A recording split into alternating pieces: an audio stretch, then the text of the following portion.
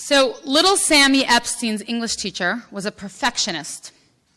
And as little Sammy handed in his English essay, he was shaking. And he gave in his paper, and she puts on her glasses, and she starts reading. And suddenly she's making all this red marks and X's and crossing. And she looks at Sammy and she says, "My goodness, this has probably been the worst paper it has been my misfortune to ever read. How could one person make so many mistakes?" And his eyes filled with tears, and he says, "One person didn't. My daddy helped me." His daddy helped him make those mistakes. The truth is that as much as Sammy's English teacher wanted perfection, none of us are perfect.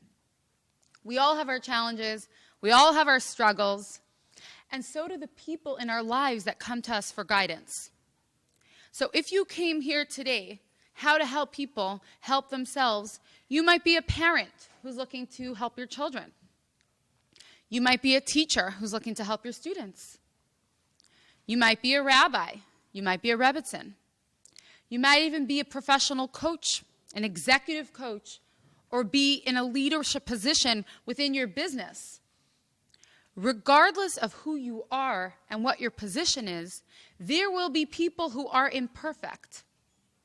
And what I would like to share today is basic, helpful, eye-opening tips that we all could use in order to encourage and influence change in the people that are coming to us and confiding in us. So for the purpose of this class, I'm going to use words like mentee, coachee, protege, but it's all interchangeable. It could be a student, it could be a neighbor, and it could even be yourself. So I once heard a tip from Rabbi Yossi Jacobson about how to give a good speech. He says, tell the people what you're going to say, then say it, and then tell them what you just said. So I'm going to tell you what we're going to say, and then I'm going to say it, and then I'm going to tell you what I just said.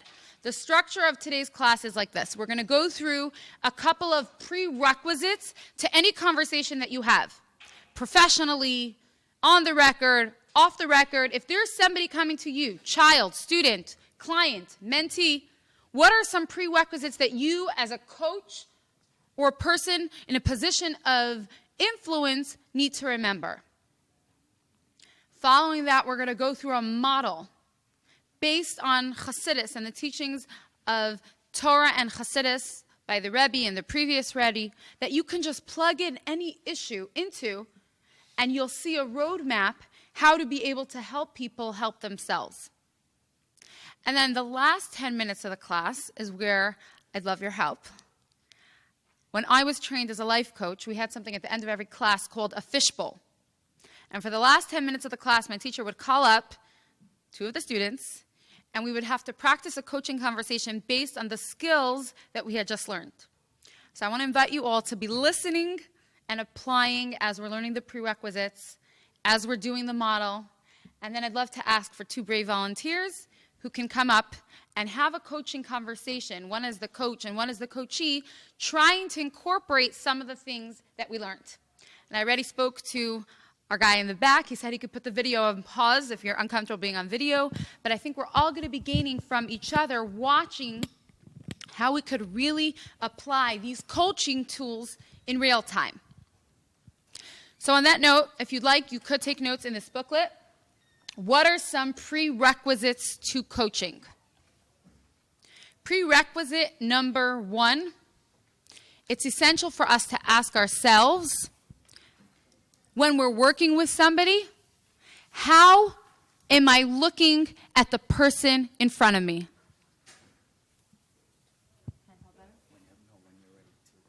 Oh, okay. How am I looking at the person in front of me? So there was a nice Jewish couple, the Rosenbergs, and their daughter Sarah was of marriageable age, and they really weren't comfortable with the guys that she was bringing home. And one fine day, she shows up and with a guy, and her parents are appalled at his appearance. Looks like he hasn't showered in weeks, shaved head, tattoos, million piercings.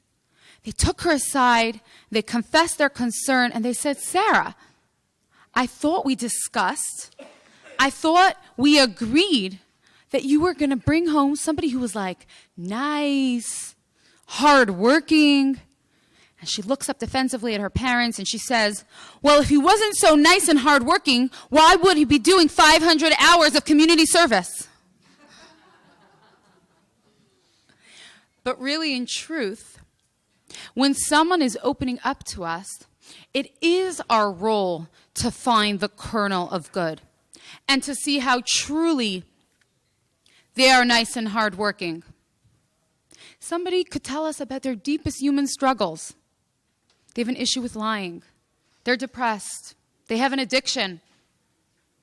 And the first prerequisite that the Lubavitch Rebbe teaches when you're trying to influence a fellow Jew, a student, how are you looking at the person that you are coaching and trying to help?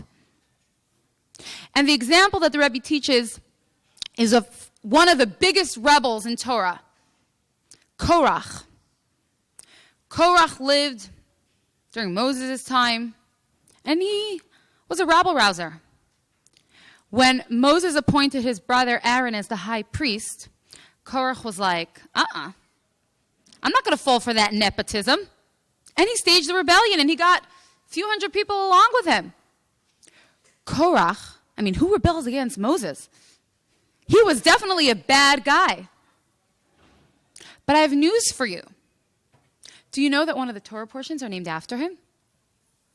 That means we have little kids singing every week. The verse of the parsha of the week, the Torah portion is Korach. If he was such a villain, why are we naming a Torah portion after him? And the Rebbe teaches, this is the secret of looking at another human being. It's true that externally, he made a mistake. It was not okay what he did. But if you strip his desire to its core, he had an intrinsic and true desire to be the high priest. It bothered him that he wasn't chosen as the high priest. So it wasn't only jealousy. It wasn't only questioning Moses' leadership. He had that core of essential good. And the Rebbe teaches, because Torah recognizes that core essential good, we are comfortable naming a Torah portion after this Jew. And the Rebbe says, if you want to go out there and influence another Jew, spiritually, emotionally, help them grow, it's not enough to think about their future, what they can do good in the future. You need to find a kernel of good in this person that's sitting in front of you now. What's good about them? What are their soul's untainted desires? If you're busy judging them, oh, that's an at-risk teen. How could she? How could they destroy their family? There's no way that you're going to be able to effectively coach this person in front of you. And there's another mitzvah in the Torah that teaches a similar concept. The concept of sanctuary cities started in the biblical era. But there is a mitzvah in the Torah to have cities of refuge, that if a Jew unintentionally kills somebody, and it was by mistake, he has a city that he could run to where he will be protected. That the family of the murdered person cannot attack him. And the Rebbe teaches that this is actually a very universal concept. Because in truth, any time a Jew sins or goes against what God wants, they are acting like an unintentional killer. No Jew, no person in their right mind would want to be going against God's will. It's a spirit of folly. It's a momentary weakness. So how am I looking at the person in front of me? Am I looking at them as someone with issues? Or am I looking at them as someone with a pure soul that just needs to be directed? Am I believing in them? Or do I think I could fix them? There was a Chabad Shliach, Rabbi Moshe Hecht, who lived in Connecticut, and he was experiencing tremendous amount of financial debt and difficulties. And he wrote into the Rebbe and he said, Hatzileni, save me, I'm struggling. And the Rebbe responded, before you've called out, I've responded. I sent a man to the city of Connecticut, to the state, I apologize, by the name of Rabbi Moshe Hecht. He could help you. What's the Rebbe saying? I believe that you have the ability to help yourself.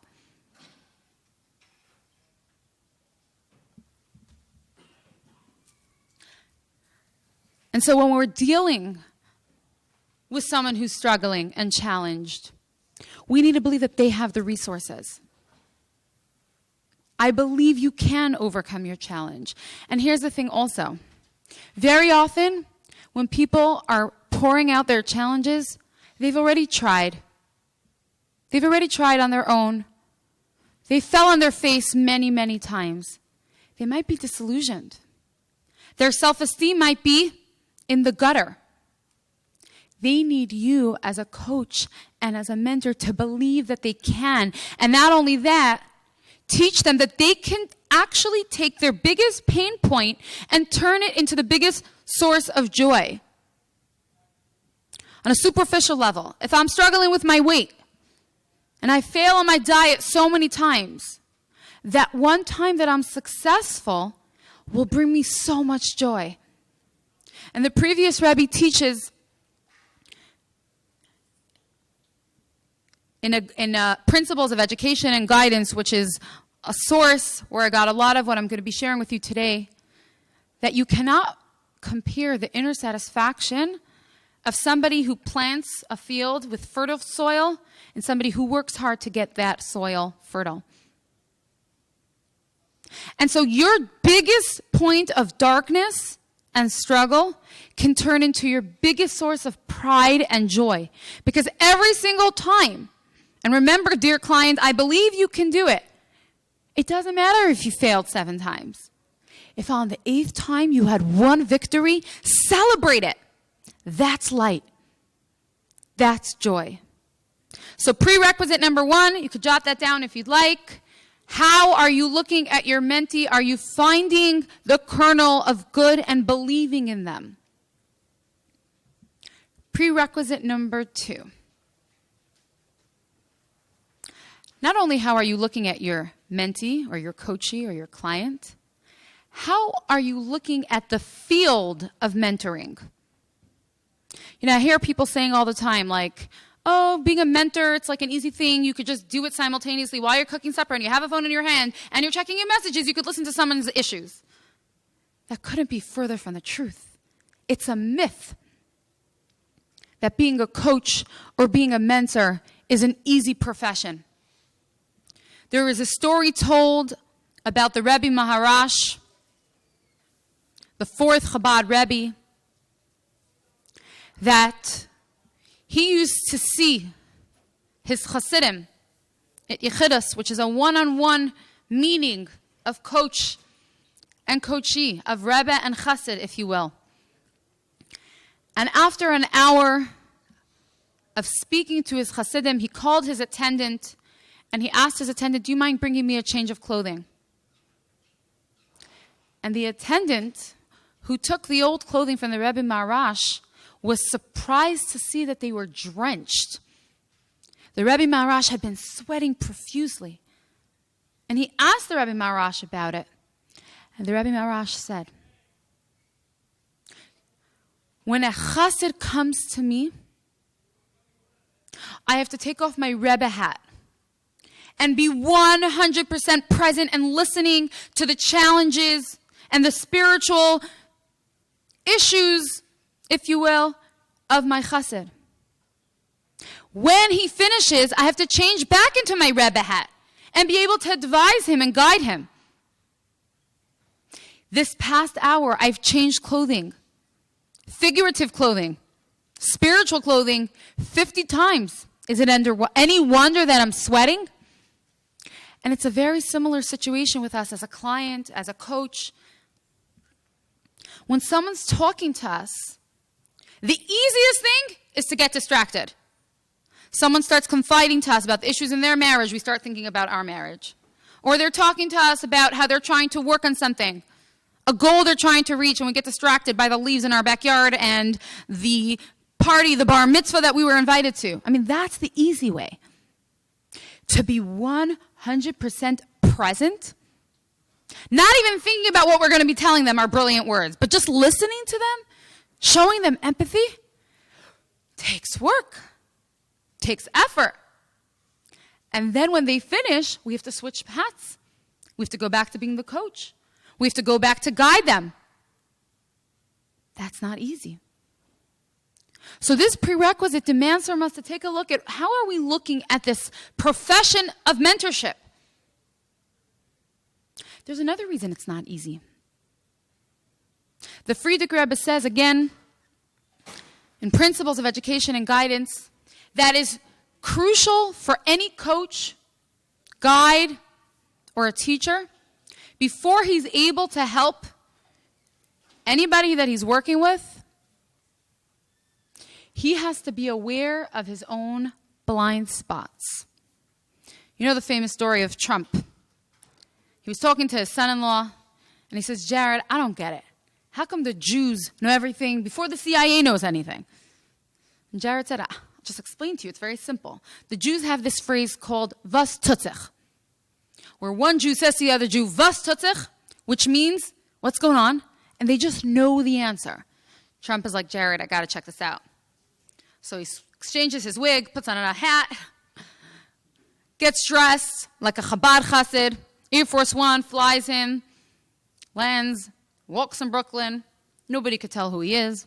He walks over to the first Chabad guy, and he says, was tut sich?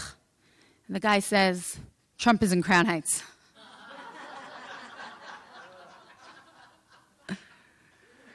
It's funny until it happens to you, and you realize that everybody knows your biggest character defects, and you found out about it last. Everybody knows you might be too controlling, you might not have boundaries, you might be too fill in the blanks. You have an anger problem, you need to focus yourself more. You don't have the luxury to not be familiar with your character defects when you're in the coaching field. You need to take the time for introspection. You need to take the time.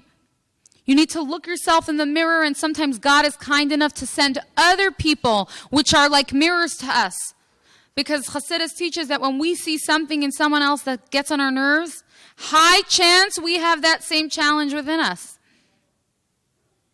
So prerequisite number 2, how do you look at the mentoring field? It's not easy. You need to be able to be present, and you need to be able to be aware of your own character defects in order to be able to work and point out in a gentle manner to your mentees what they need to work on. Point number 3. Point number 3, prerequisite, before you start working with someone.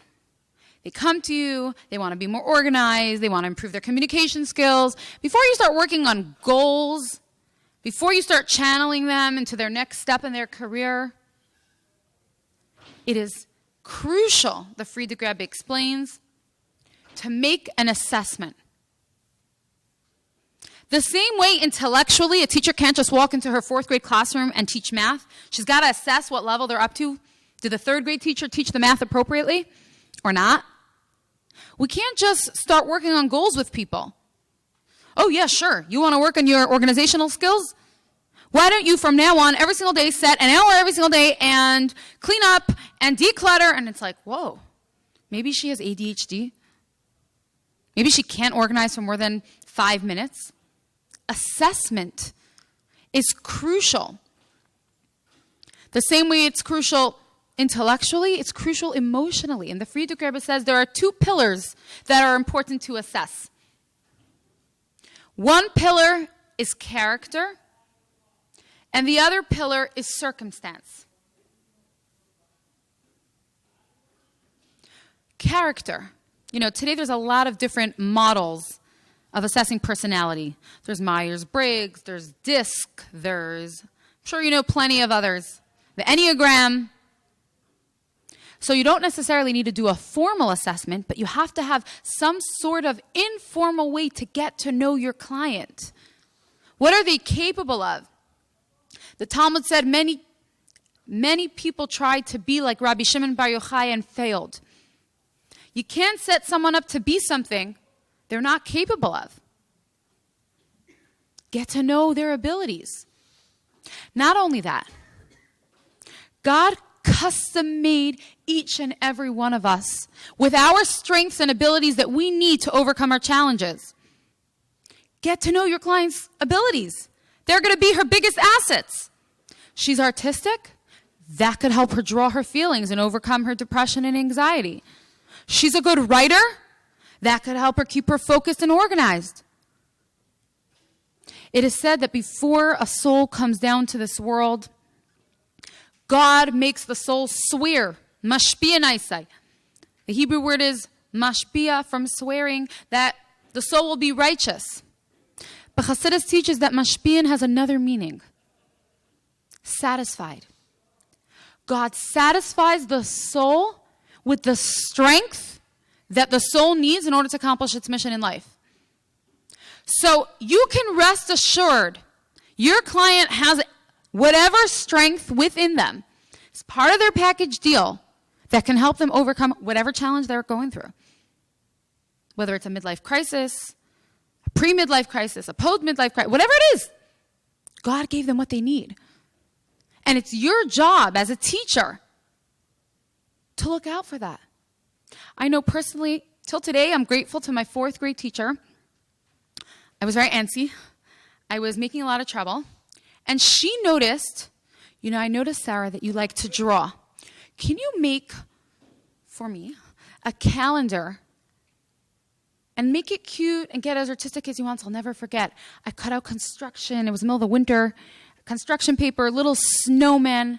That was the first time I thought I could draw. She awakened that inside of me. And that's our role, to look at our children and see their strengths. Wow, you're so organized. Wow, you're so responsible. Wow, you're so thoughtful. Assessing the character. And the Friedrich Rebbe actually compares it. Imagine feeding a piece of meat to a baby. And imagine if the teenager's diet consisted of milk, a drop of milk. None of them would survive. Sustenance, physical sustenance, needs to be catered to a person's age. And the Friedrich Rebbe says so too. Spiritual sustenance, growth, needs to be catered to a person's type. What are they up to in life? Don't have them set themselves goals that they're not capable of and that are not relevant and crucial for right now. That's character. Then comes circumstance. You ever hear that in Manchester people are more depressed because it rains a lot, and in California people are happier because it's the sunny state? The Friedrich Rebbe says it's not a simple thing. It's not unimportant. When you're doing an assessment of somebody that you're working with a student, and you're guiding them, know what their life circumstances are. Do they come from a rich family? Do they come from a poor family? Do they have self-confidence? Are they more self-effacing? Do they live in the city and their life is hectic and stressful? Do they live in the country and have a relaxed life? Are they CEOs of a big business, responsible for a payroll of $5 million without a moment of rest? Or are they salaried workers that could just clock it in? The Friedrich Rebbe says each of these variables are not random. It will impact a person. Someone who's more stressed out might need to focus on calming techniques.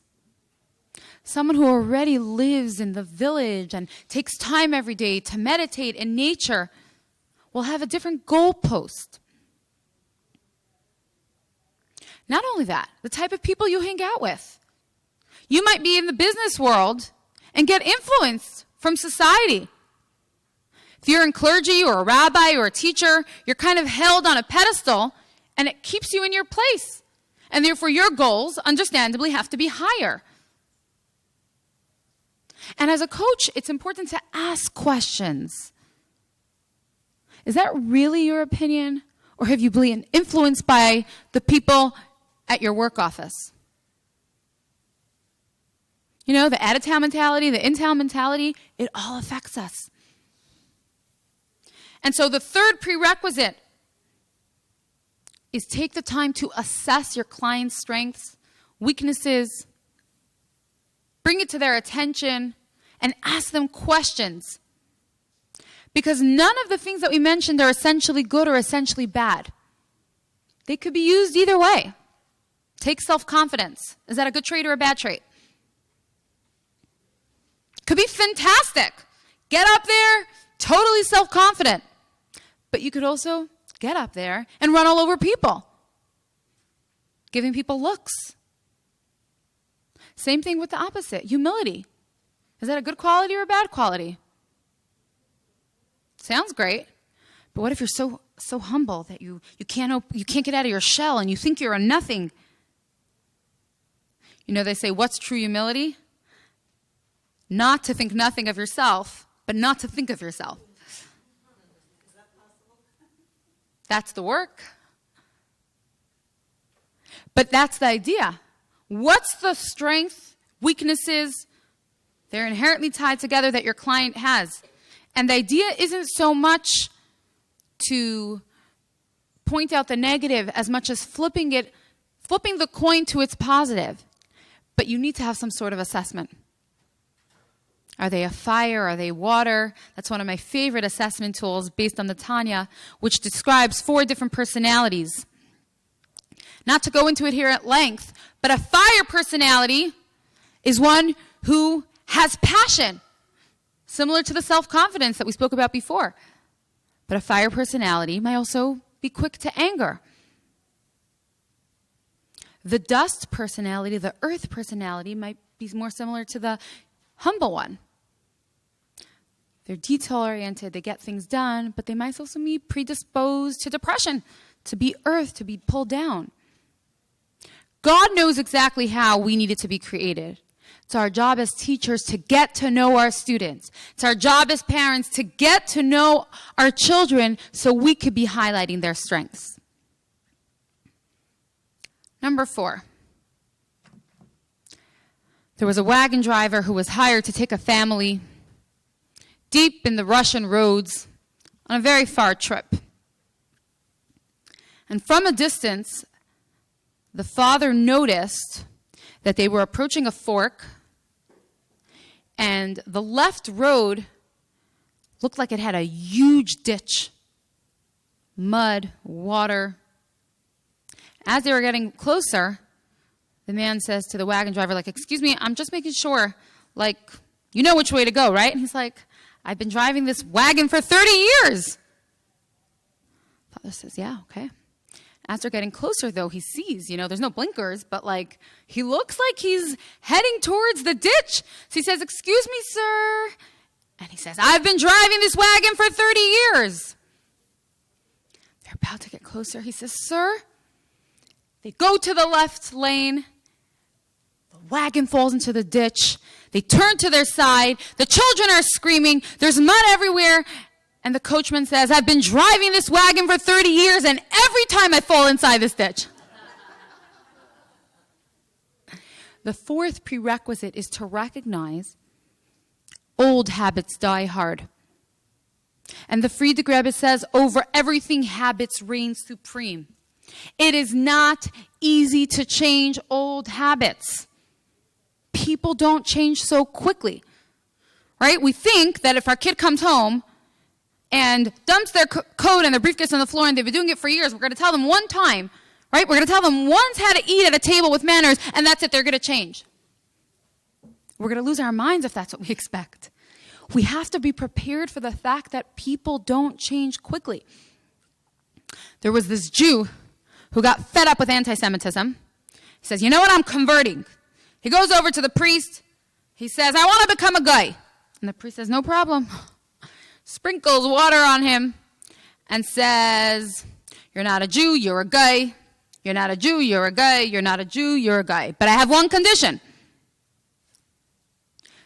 You cannot eat any fish Friday night. And if you want this to last, that's all you got to promise me." Jew says, "No problem." Goes home, no more anti-Semitism. Friday night, the priest says, "I need to check up on this Jew to see if he really meant it." He goes over to this Jew, ex-Jew's house, and he sees it's Friday night. Not only is he eating, a small piece of gefilte fish, he has an entire slab of salmon. He barges in, and he says, "I thought you're not going to eat fish on Friday night." He says, "That's not a fish." He says, "What are you eating?" He says, "It's chicken." He says, "What are you talking about?" He said, "I followed you. I took some water and I sprinkled it at the fish and I said, 'You're not a fish, you're a chicken. You're not a fish, you're a chicken. Not a fish, you're a chicken.'" But really, it doesn't work that way. We don't just sprinkle water and say, "You're an organized person. You're a happy person. You're a perfect person." But here's the important thing. It's very difficult to change old habits, but it's fairly simple to create new ones. And the emphasis has to be on nurturing the new habit rather than fighting the old habit. And the way we're wired is that if we continue to focus on the old path and direction, our brain will go there habitually. Happened to me so many times. If I walked home from work and I was chatting on the phone and I meant to stop off at the cleaners, I'll end up at my house because my feet took me there. That's the way habit works. And the Friedrich Rebbe says it's in our best interest to realize that. And here's the most important part of it. Let's say it comes to personal growth for ourselves, for our children, for our clients. We sometimes find ourselves issuing a string of about 1 million commands. Don't talk like that to your brother. Don't talk like that to your father. Don't talk like that to your teacher. Clean up. Make sure you come on time. Make sure you're telling the truth. Are you playing nicely with your friends? Did you share that with ourselves? Am I budgeting better? Is my relationship skills better? On and on and on and on. And the Friedrich Rebbe says it does not work. Remember that thing we called habit? You can only work on one thing at a time. And the Friedrich Rebbe gives this example. The previous Rebbe says, if you have a child who lies and has an anger problem, pick the worst of the two evils. Work on the anger problem. You might have to turn a blind eye to other things your child or client is doing. But if not, there will be too much inner resistance. Our inner rut zone, our inner desire is so strong that if we take everything away, it's like, help! Can't take that away from me. All of my crutches, my emotional crutches, can't take it all away at once. I need some bad habit to lean on. The Friedrich Rebbe says if you want to work on something effectively, pick one thing. So if you have a client that says, I'm here to work on my relationship and my job and my children and my parenting and my happening, focus them. What's killing you the fastest? Pick that one thing and work on it. Everything else, do the best you can. You can't focus on it. That's number 4. And number 5 is very important. You might have somebody confide in you, a neighbor, a friend, a client. My boss is so impossible. How could I get him to change? My husband is so irresponsible. No one would say that. How could I get him to change? My children are destroying their lives. How could I get them to stop? And you as a coach have to ask them the following question. Can you really change anyone else but yourself? There's a very touching scene described in the Torah of the 2 brothers, Joseph and Benjamin, crying on each other's shoulder. And it's very interesting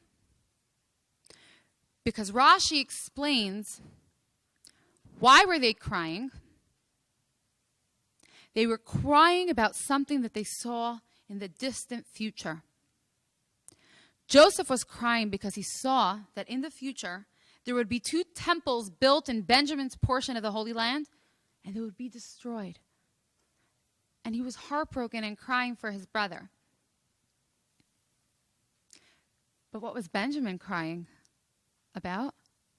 He saw that in the future, Joseph would have the Mishkan, tabernacle, in his portion, and that also wouldn't last. And so he was crying. And the Rebbe asks, what's going on here? Why are they crying for each other and not mourning their own loss? And the Rebbe teaches us something fascinating. When someone else is messing up, is ruining their lives, the only thing you could do is show compassion, pray, cry. You can't go in and fix up. On the other hand, if you are the one that has work to do, you don't have time to cry. You got to get out there and do your own work. So Joseph, if he sees that something is going to happen in his territory, has to do his own internal checkup and see how he could improve himself. And Benjamin has to do the same. So when someone's coming to you, crying and pouring their heart out about the behavior of other people, the only thing you could guide them to do is to change themselves. Put the focus back on how they can become better people, how they can react better, how they could handle it better. Even possibly influence in some way. But they're not responsible for the change. So those 5 prerequisites. How do you look at your mentee? How do you look at mentoring? Right? How do you view it? How do you look at it? Anyone else take notes? What are the other 3?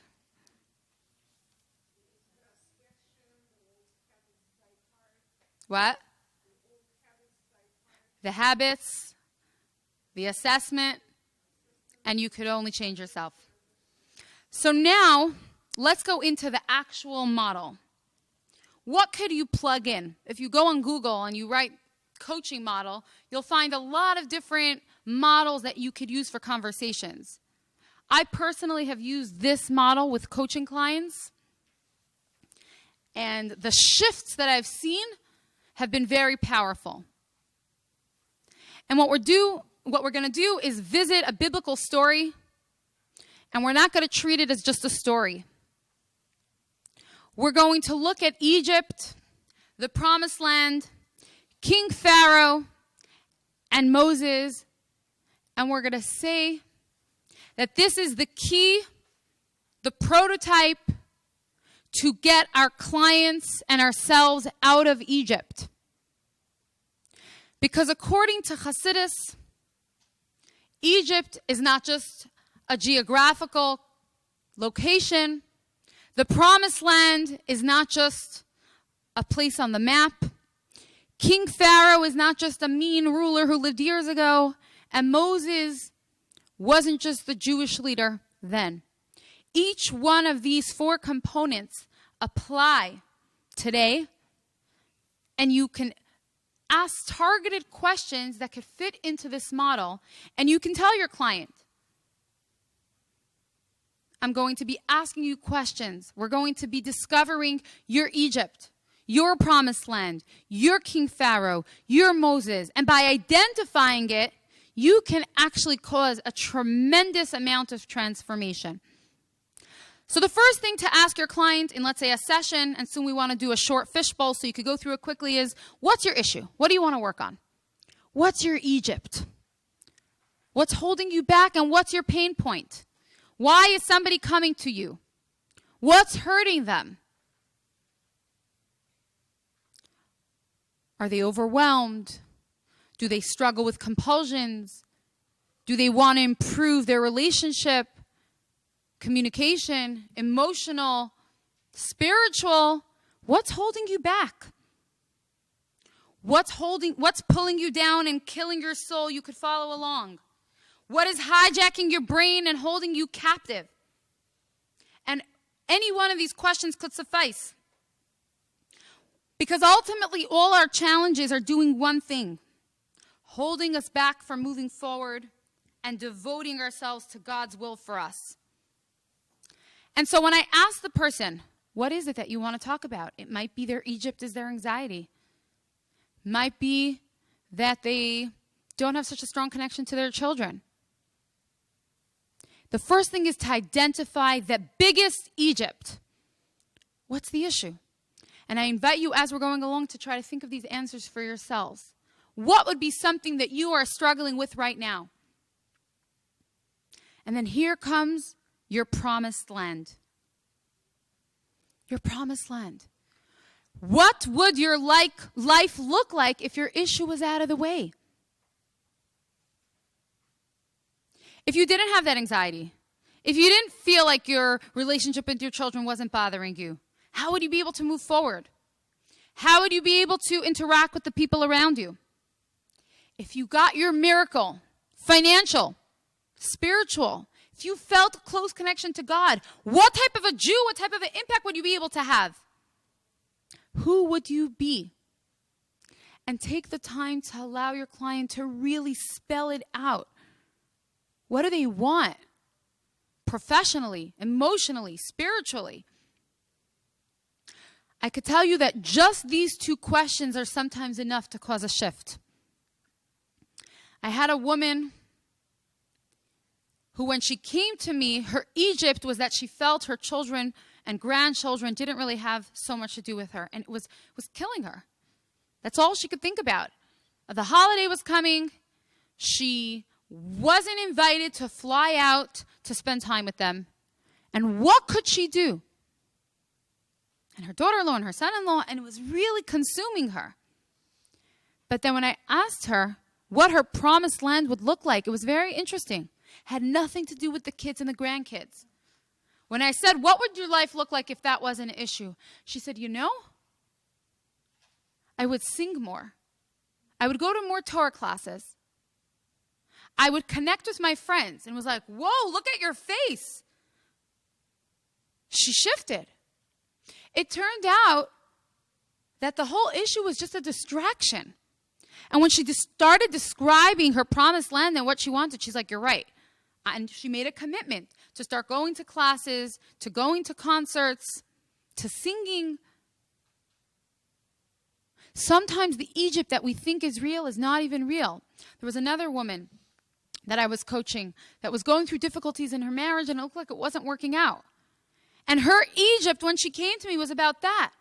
But when I asked her what her promised land was about, it had nothing to do with her failed marriage. She had a dream for a center that she wanted to open. She was in a 9-to-5 job that wasn't making her happy, and she wanted to break free from that. It was like, whoa! That's where she shifted her energy to. So very often, just describing what your life would look like if this wasn't in the way just turns your focus. And then the next question. King Pharaoh inside of you. What does your own personal tyrant sound like? You're not good enough. You're never going to be good enough. The other one makes more money. The other one's more successful. I don't like you. Low self-esteem. What are the obstacles in your way? What voices do you hear? I'm not good enough. I'm never going to be good enough. My mother wasn't good enough. My daughter won't be good enough. You know who that is? King Pharaoh. Are you filled with self-doubt? Are you filled with despair? And most importantly, how is your inner Pharaoh holding you captive in Egypt and trying to sabotage your relationship with God? I had a young girl that I was coaching. Her Egypt was her anxiety. Her promised land was to just be able to have a normal life. And she started identifying the voices of her King Pharaoh. Turns out her King Pharaoh was anxiety about the fact that she was anxious. You're never going to have a normal life because you have all these anxieties and you have all these fears. And as soon as she accepted, okay, I could sometimes be anxious. That's just King Pharaoh trying to get in my way. She calmed down. It didn't go away, but she was able to identify that there's a voice inside her that wants her dead. And his name is King Pharaoh. King Pharaoh knows if we're successful, if we're alive, if we're joyful, if we're not pulled down by our Egypt, we're going to be doing amazing things, changing this world, serving God. King Pharaoh inside our head doesn't want that. I was even working with somebody. She had her therapist. She had a psychiatrist. She was on medication. But she still wanted to work through another path for her thoughts that she just didn't feel like she wanted to be alive anymore. And this, clicked it for her. It was like a light bulb. She's like, of course. The voice that's telling me that I don't matter and I shouldn't even be alive anymore, that's King Pharaoh. He wants me dead. And so when the voice told her, you're unimportant, and started thinking unhealthy thoughts, she was able to identify it. And then comes the most important part of the model, Moses. We learn that Moses has a general soul, and in his soul, there's a spark of every single Jew. And what that looks like is that every single Jew essentially has a spark of Moses inside of them. That's our soul. And so what I tell my clients to do is imagine the Moses, the Moshe Rabbeinu inside of you. Imagine your soul. Your soul has no issues. It's like, oh, that's King Pharaoh. What does Moses want? Moses wants to connect to God. Moses wants to succeed. What does Moses say? What do you need to do to move forward? How can you visualize the spiritual strength and conviction that Moses has? Pharaoh says, I'm nervous. I'm never going to be good enough. Moses says, God put you here. You have a mission. You could do it. And when I finished that session with the girl that was struggling with anxiety and the girl that was struggling with the thoughts of that she better not be alive, the clarity that we all had that was inspiring for me was the ability to identify.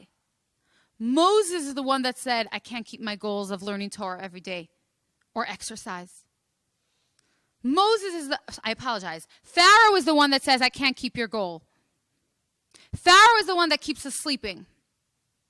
Pharaoh is the one that holds us back. Moses is powerful. Moses is the superhero. When we're in touch with our soul, there's no doubt that nothing could hold us back. Moses can free us out of our Egypt, not to listen to our Pharaoh, to arrive at our promised land and overcome our goal. So just to run through that again quickly, because I told you, I would tell you what we're saying, I would tell you, and then I would tell you what you just said. Egypt, what's holding you back? I'm struggling with my communication skills. Promised land, what would it look like if that wasn't an issue? I would be able to say clearly, without demanding, without fighting, what I want. King Pharaoh, it's not important, scream, lose your patience, be frustrated, it's never going to work. Moses, God gave me the ability to learn how to communicate and move forward. And here's the important part. Yes, we could plug our life into this model on our own. Yes, we could help ourselves. But in order to do this in the best and most effective manner, it's to work with a mentor, a spiritual mentor. The Lubavitcher Rebbe begged his Hasidim, Aseh l'charav, hire a rabbi, a teacher, a mentor for yourself. There's a reason that coaching has become an explosive billion-dollar industry. All of us can use someone guiding through this process. All of us can use the commitment to stick to listening to Moses and not to give in to King Pharaoh.